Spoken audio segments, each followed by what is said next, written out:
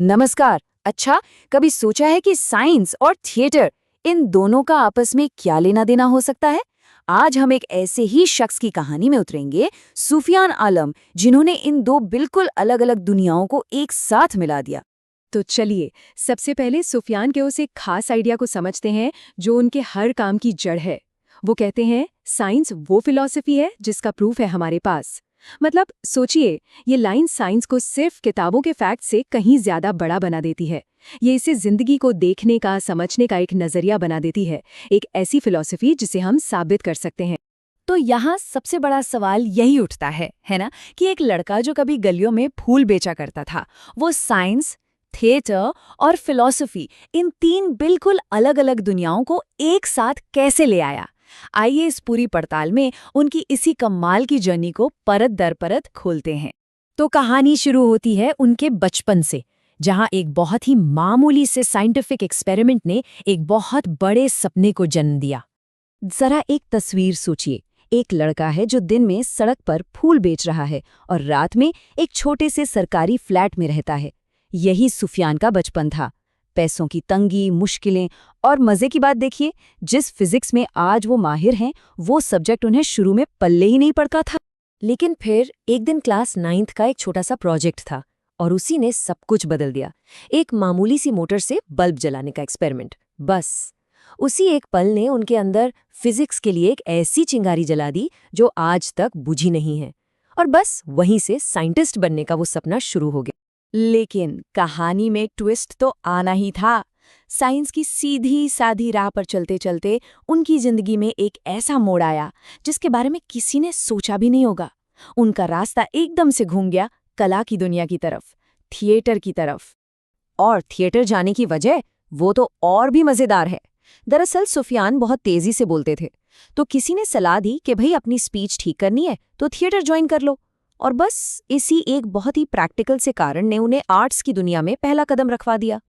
और यहीं पर दिखता है कि वो कैसे अपनी जिंदगी के फैसलों को भी साइंस के लेंस से देखते हैं। देखिए, फिजिक्स में एक टर्म होता है थ्रेशोल्ड फ्रीक्वेंसी। ये वो मिनिमम एनर्जी होती है जिसके बाद ही कोई इलेक्ट्रॉन अपनी जगह छोड़ता है। सुफियान कहते हैं कि थिएटर भी बिल्कुल वैसा ही है। एक पॉइंट के बाद आप थिएटर के हो जाते हैं बस। लेकिन ये जो अलग सा रास्ता उन्होंने चुना था, इसकी एक बहुत बड़ी कीमत चुकानी पड़ी। सिर्फ उन्हें ही नहीं, उनके पूरे परिवार को। ये नंबर देखिए, 1 लाख रुपए। ये सिर्फ एक रकम नहीं है, ये उस एक मुश्किल फैसले की कहानी है जो उनके परिवार को लेना पड़ा था। ये उनके घर की कुल जमा पूंजी थी। और फैसला ये था कि या तो सुफियान पढ़ेंगे या उनके भाई। परिवार के पास सिर्फ एक को पढ़ाने के पैसे थे। और तब उनके भाई ने एक बहुत बड़ा त्याग किया। उन्होंने अपनी पढ़ाई छोड़ दी ताकि सुफियान पढ़ सकें। ये एक ऐसा बोझ था, एक ऐसा कर्ज जिसे सुफियान आज भी महसूस करते हैं। और उनका संघर्ष देखिए, रुका नहीं। बीटेक सेकेंड ईयर में पैसे कमाने के लिए ट्यूशन पढ़ाना शुरू किया। मास्टर्स के टाइम पर रात भर की शिफ्ट में काम करते थे और दिन में सिर्फ 3 घंटे की नींद लेते थे। और फिर वो सबसे बड़ा कदम, थिएटर में एक ऑडिशन देने के लिए उन्होंने आईआईटी बॉम्बे जैसी जगह पर अपनी पीएचडी की सीट छोड़ दी। तो सवाल ये है कि इतने संघर्ष का नतीजा क्या निकला? नतीजा ये था कि उन्होंने एक बिल्कुल नई चीज बनाई। उन्होंने अपनी दोनों दुनियाओं को मिला दिया, साइंस को और कहानी सुनाने की कला को।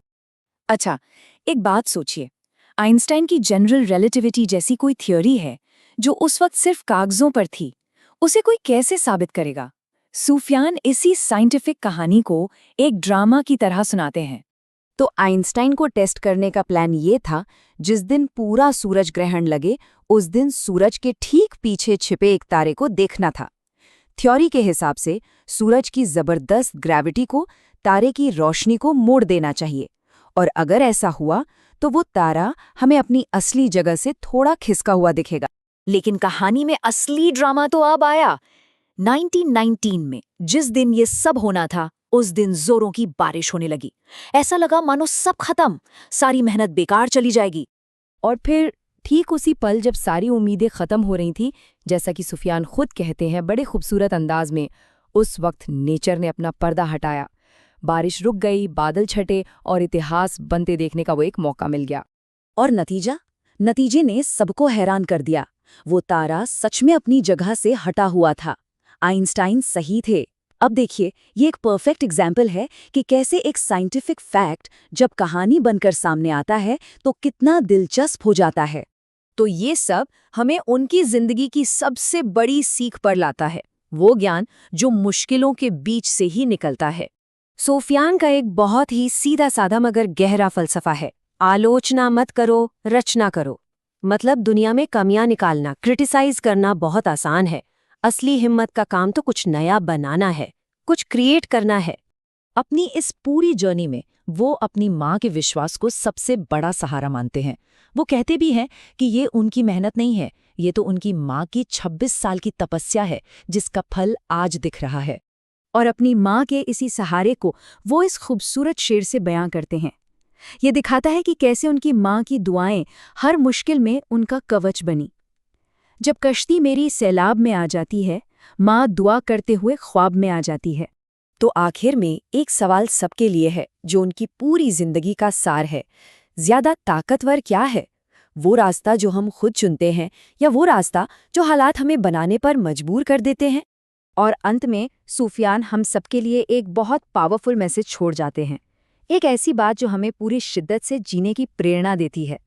जिंदा हो तो जिंदा नजर आना जरूरी है।